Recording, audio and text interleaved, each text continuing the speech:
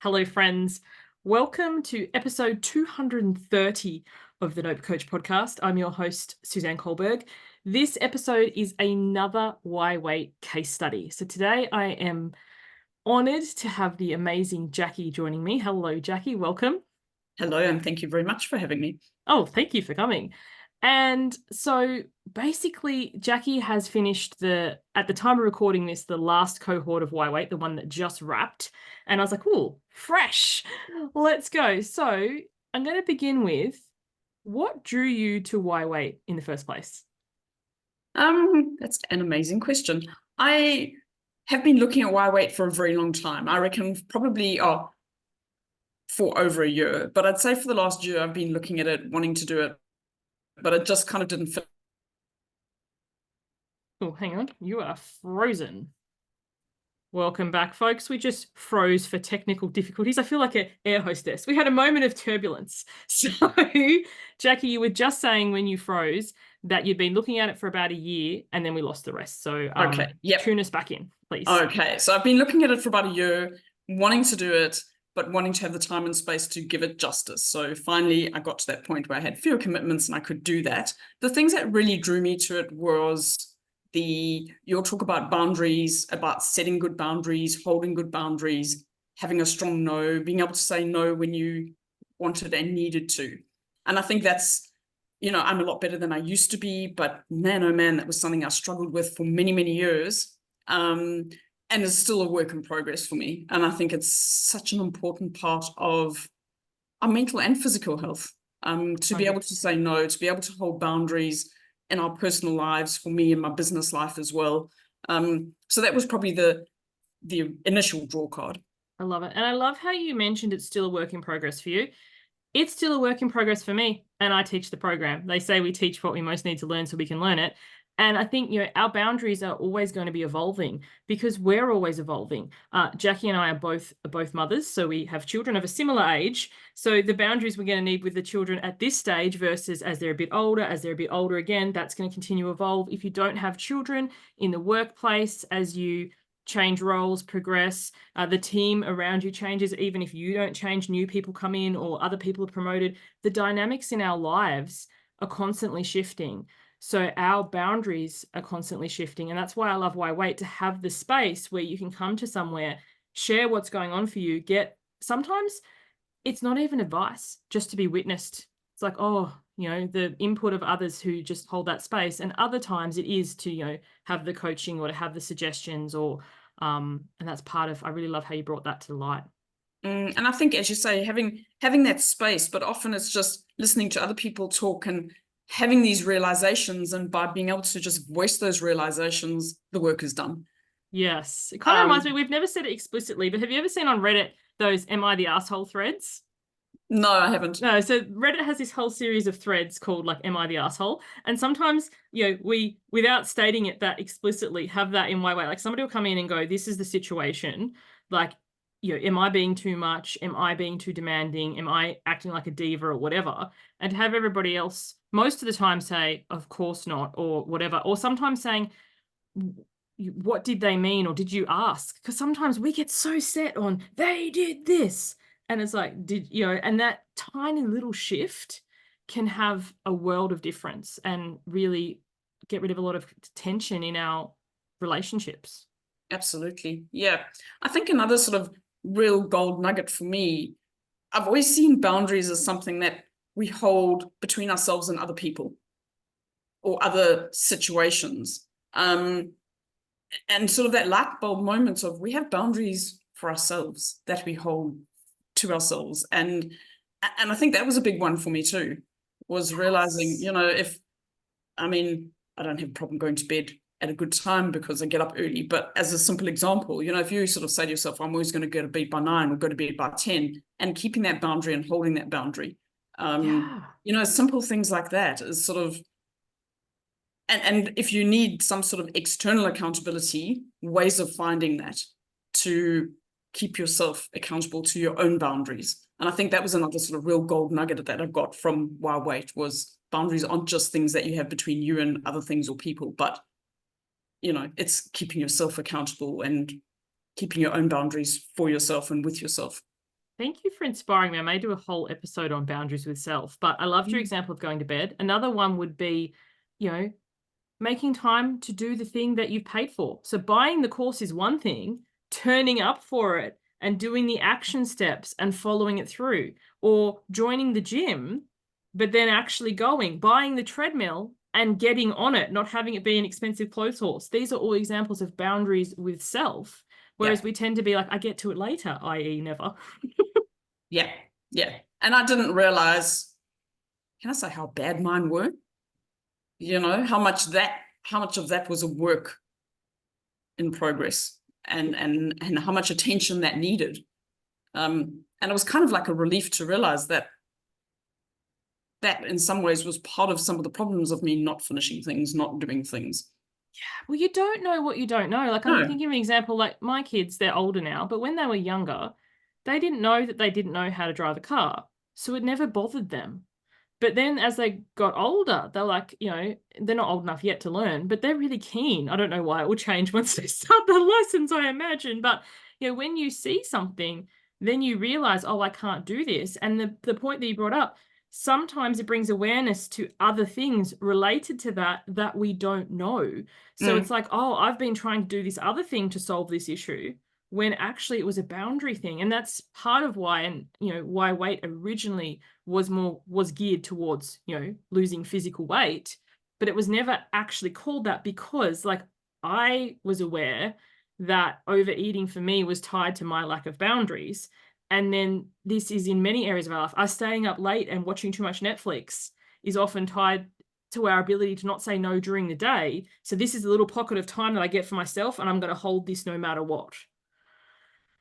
So my next question is, because I know you were, and you said you were watching it for some time and waiting for the right time, and a lot of people do say that.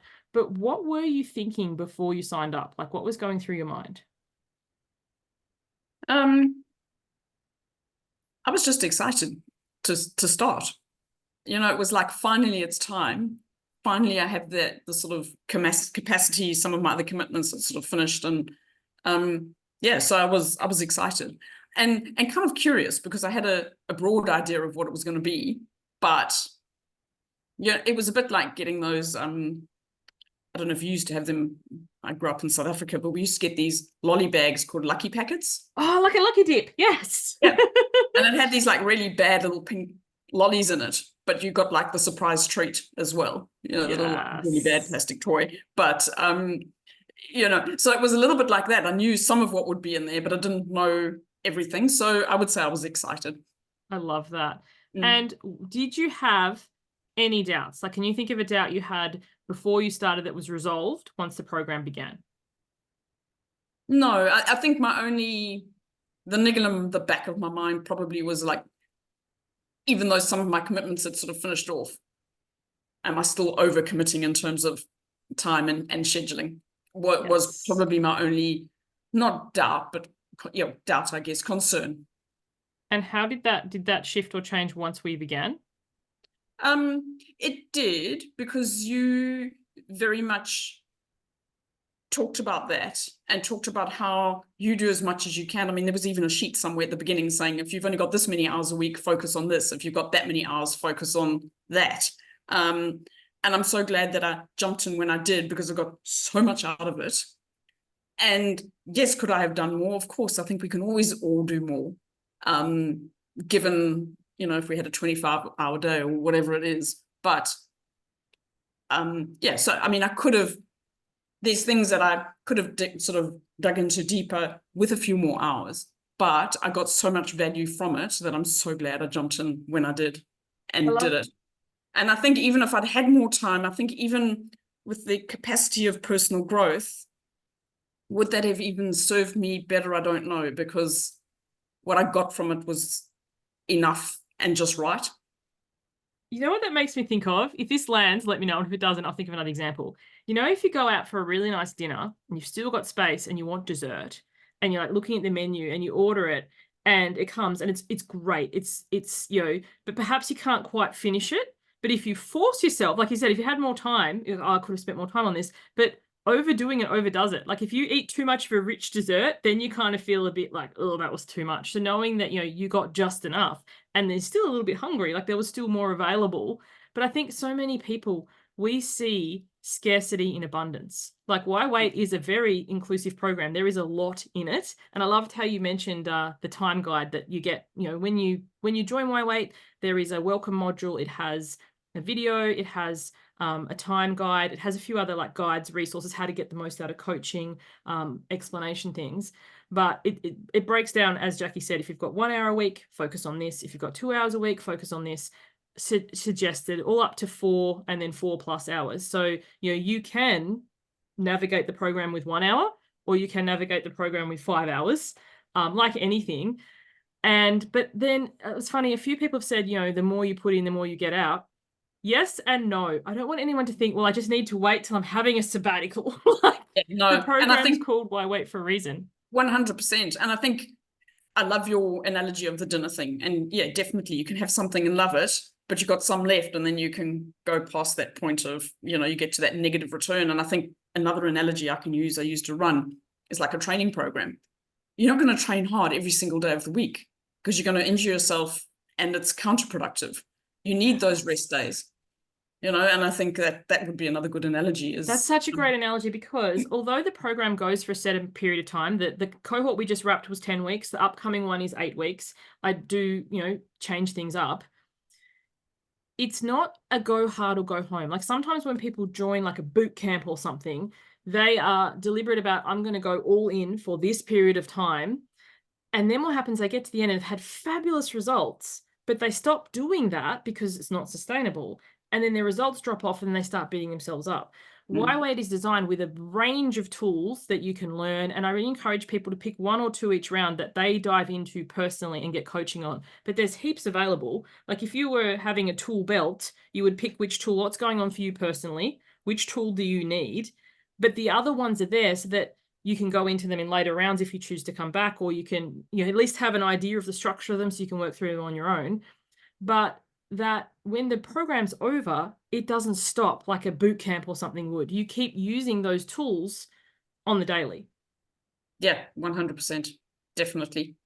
So my next question is, how is this different from other programs you've tried? That is a good question. It doesn't need to be in reference to personal development, or like people say, well, I haven't tried a program like this, but other online programs, because I know you've done a number. You and I met in an online program. Yep.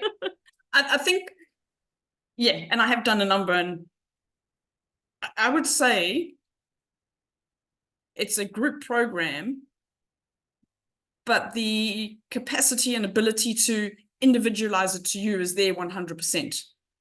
As you say, you go in and there's this whole tool belt, and there might be 5 of us in the room, the online room, doing the program with the same tool belt, but we're all doing different jobs, so we all need a different tool. I love how you take my analogies and take it to the next level. So you can personalize it within the program. It's like, this is what I'm focusing on this time. And I love that, because I think it helps us overcome FOMO. Often, we see somebody online doing something, so we think, well, I should go do that too. And then we go do that too, and we don't get the results that they got. We're like, what's wrong with us? Or maybe that's just me. But it's about what tool, as you said, do you actually need in this moment? And then cheering the other person on from that, like, sisterhood, honest sisterhood, not comparison, because she's over there doing her thing and you're here doing your thing, and you're both succeeding, though the output looks completely different. Yeah. Absolutely. Yeah. I think that's the beauty of it, is you do you, and you work on what you need, and that could be different every round that you do. Yeah, I love that. So last question, we're at time already, this has flown, but if anyone's listening and they were like on the fence, or they were unsure about joining, what would you say to them? Apart from just do it, the old Nike, just do it. Is, I think, to sit and really question and be really honest with yourself, are the reasons that you're sitting on the fence valid or not? For me, I knew there was these A, B, and C that had to be done. And then, yes, I had the time and the capacity to do it. But I think so often, in my experience of running a program myself, often people are waiting for the perfect time, and there isn't a perfect time? And if not now, when would be my Oh, question. if not now, when? I'm going to write that down for the episode title. Just don't mind me for a moment. I just want to piggyback off that. So you and I actually spoke in January. So, and for anyone listening, if you're unsure, if you're on the fence, you can book in a call with me. If you go to my website, suzannekohlberg.com, scroll all the way down, there is a time there. So Jackie and I spoke in January because I had a January cohort. It wasn't the right time. I didn't push Jackie. Jackie's like, I've got this, this, and this on. And I was like, I 100% agree with you. So Jackie's like, I'm going to come later in the year. I'm like, fabulous. I look forward to it. And also, too, if you then change your mind, I'm not going to hound you. I'm not going to follow you up. I don't even remember if I did follow you up, Jackie, because I don't tend to. In all honesty, I trust you guys. Listen to my show. You follow my newsletters. You know where I am. I'm not one of these people that once you've had a conversation with me, that's going to be like, hello, like the unwanted Christmas present or whatever. I don't tend to follow up unless people ask me to. But, you know, I love how you said to inventory, what do you have on? In your case, there were legitimate things. And sometimes they're not. Hence the program's called Why Wait. Like for me, whenever I catch myself going, when the kid, something rather about the kids, I pause and I'm like, I'm always going to have kids, bar a horrific thing. But, you know, I'm always going to be a mother. Or if I'm like, oh, you know, I don't have time. Basically for me, it's if I don't have time or if I don't have money, I say to myself, if time and money weren't on the table, that allows me to get underneath what's the real thing. And usually for me, it's like, I don't think it's going to work. And if that is a valid concern for people, if you want to talk that through with me, book a call. As I said, not going to press you, not going to push you, don't take your money on the call. But, you know, sometimes there are surprising things lurking underneath that I don't have time for that or I don't have money for that. And I love how you mentioned letting people know they should inventory or question that, not ever force or push, but say, what does this really mean? Any last gems before we wrap up? This has been fabulous. Yeah, I think we sort of covered it all, but I say if not now, when, take time and money off the table, and really dig down and see if there's something you're scared of. Yeah, I love because that. If there is, then do it, because it'll help you get through that. Yeah. Yeah, this is my jam. Taking people from being, I can't believe I'm going to say this, but to wrap up, if anyone's made it this far, you're about to get a story that you're never going to forget.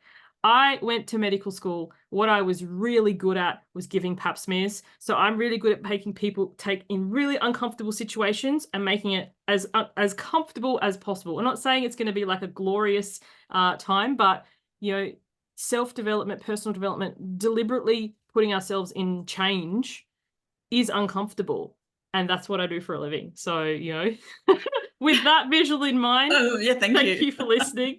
Have a fabulous rest of your day, and hope to catch you on the next one. Bye for now.